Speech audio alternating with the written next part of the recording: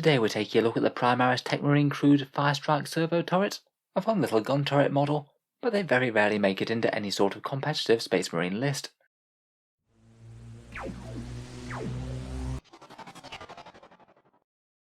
Hello and welcome back to Auspex Tactics, the strategy focused 40k channel, where today we're doing another Codex Space Marines datasheet review with a look at the Firestrike Servo turret. In the video we'll take a look over their datasheet, talk about any buffs and synergies that we can use with them in game, compare them to a couple of other similar Space Marine units, which I'll be honest doesn't go too well in the Firestrike's favour, and talk about how I'd be most tempted to use these in a game of 40k at the moment. First up then, let's take a look at its datasheet. Basically the Firestrike Servo turret is the epitome of a gunline unit, very low mobility and kind of pointless in melee. This thing's entire function is to put firepower down range. It's a heavy support choice for Codex Space Marines. They come in units of 1 to 3. They cost 90 points each, or 130 points each if you upgrade to the twin las talons. Keywords wise, they count as an artillery vehicle unit, and they don't have the core keyword, which means that they're not going to be getting any buffs from nearby characters. Being vehicles does mean that they can shoot in close combat though, if they are tagged by an enemy unit that you actually want to shoot at. The Firestrikes have kind of an interesting stat line. It can move a little bit each turn, only 3 inches though. Apparently those things that it stands on are grav plates, despite it looking quite immobile. Still though, 3 inches movement isn't going to get you very far. It's got a weapon skill of 3+, a nicely accurate ballistic skill of 2+, as it's crewed by a Tech Marine, strength 4, toughness 5, 5 wounds, 2 attacks, leadership 8 and a 2+ armor save. Obviously having good ballistic skill is very nice for a gun platform. It means that it's particularly resilient to things like modifiers like dense cover. You'll still be hitting your targets on a very reliable 3+. Despite the 5 wounds and the 2+ armor save though, I'm really not the biggest fan of its toughness. This thing's going to shrug off small arms no trouble, but if anything shoots it that's basically high strength and high AP, it's going to get shot to bits very quickly indeed. A single lucky las cannon shot could easily ruin its day, despite it costing about as much as a battle tank. In terms of weaponry, the cheap twin accelerator autocannon has a 48-inch range, heavy 6, strength 7, AP-1 and damage 2.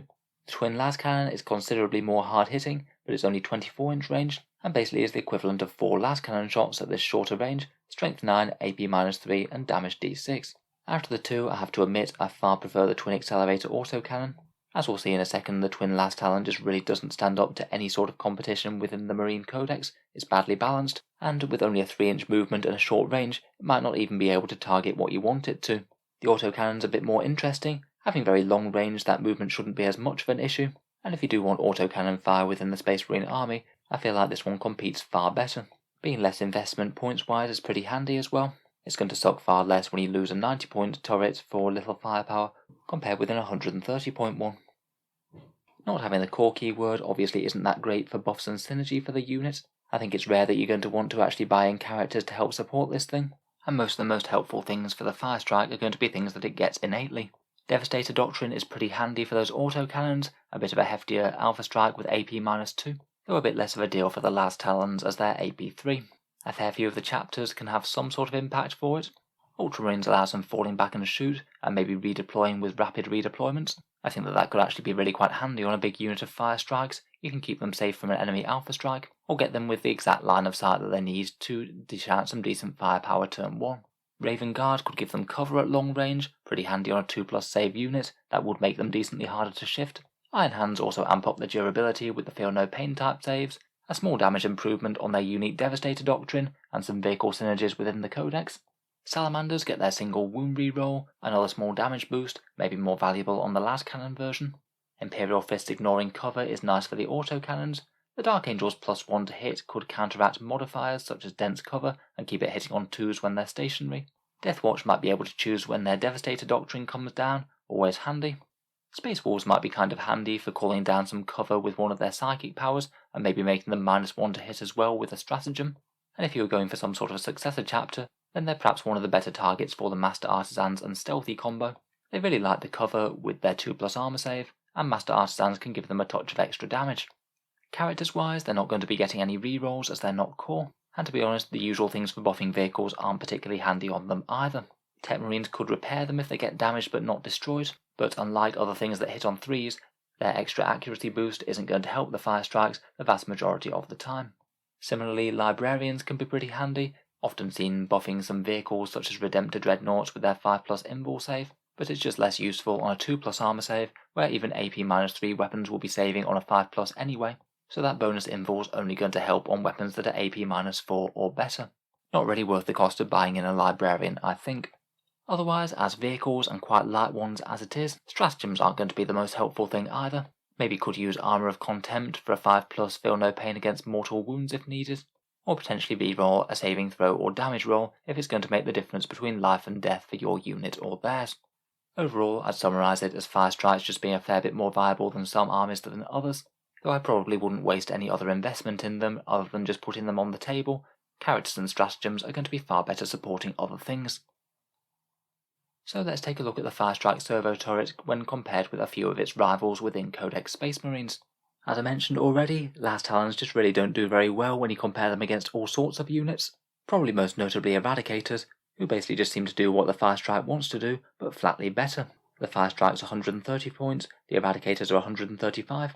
The Firestrike's Last Talons will typically do 6 or 7 wounds to a toughness 7 or 8 vehicle, whereas the Eradicators do 9 wounds to a toughness 7 1 or 7 wounds to a toughness 8. Already better, but when you take into account that they're far more durable and harder to remove, have the core keyword for rerolls, have better mobility at 5 inches rather than 3, more melee, the Melter special rule when they get close, transhuman physiology, the option to advance and shoot if they need to, and can even do actions if they're out of targets, there's really very little reason why you'd ever want to take a Last Talon Servo turret instead of the Eradicators. To be honest, they compare pretty badly to anything that deals anti-tank damage at 24-inch range. Attack bikes have far more mobility and more firepower, and even the Vindicator tank deals very similar amounts of damage while having 11 wounds at toughness 8 rather than 5 at toughness 5. So basically the Last Talons just don't really compete at all. The autocannons are a bit more interesting though, presuming you want that type of firepower to begin with. Maybe if we did look at a comparable Primaris infantry unit, both the Firestrike and the Suppressors are both armed with accelerator autocannons. Damage output wise they tend to be fairly similar, perhaps a close win for the Suppressors, and durability wise it basically depends on what you're having fired at you. Suppressors will melt easily to heavy bolter shots and the like, whereas Firestrikes will get killed far easily to las cannons, and really easily to anything that's damage D3+3. Again though, the multiple other advantages seem to be why we see Suppressors rather than Firestrikes. They've got core, they've got mobility, they've got melee, they've got their Overwatch suppression, trick and deep strike, and can also do actions as well on a fast and mobile unit. Just all of these advantages weigh up to being a unit that's sometimes taken in more competitive tournament lists where the Firestrike basically never is. Again, I think gun platforms like the Firestrike are also going to struggle when we have the standard dreadnoughts around that people like to run. In terms of damage output, they're fairly similar in terms of the Volkite Contemptor against armoured targets, though far worse against things with lower armour saves, but at the same time they're quite a lot less durable, lacking Duty Eternal, and again the Contemptors have core and more mobility. Again, as is often a problem with Space Marines, it's just taking 2 units in the Codex, and one unit seems to flatly do everything that the other one does better. So overall, I'm still not saying that Firestrike Servo turrets can't do well in games of 40k, but I do think that in competitive lists you will be better off taking a different option instead, the vast majority of the time. If I was to try and make them work as best I could though, I think I'd much rather have the autocannons than the Last Talons. At least they do kind of compete in terms of damage output, and it's far less investment down the drain if you do lose them straight away. They could hover around as annoying threats in the back line, things that your opponent don't really want to have to move too far to deal with as they don't deal that much damage, and are maybe not going to be the first threat that they need to deal with, but can just chip away at key targets over the course of the game. It's not like they don't have some advantages. Ballistic Skill 2+ is pretty good against modifiers and things. They do have long range. If you have enough armoured targets on show, they're likely to get ignored, and as vehicles they can still fire when they're tagged in melee.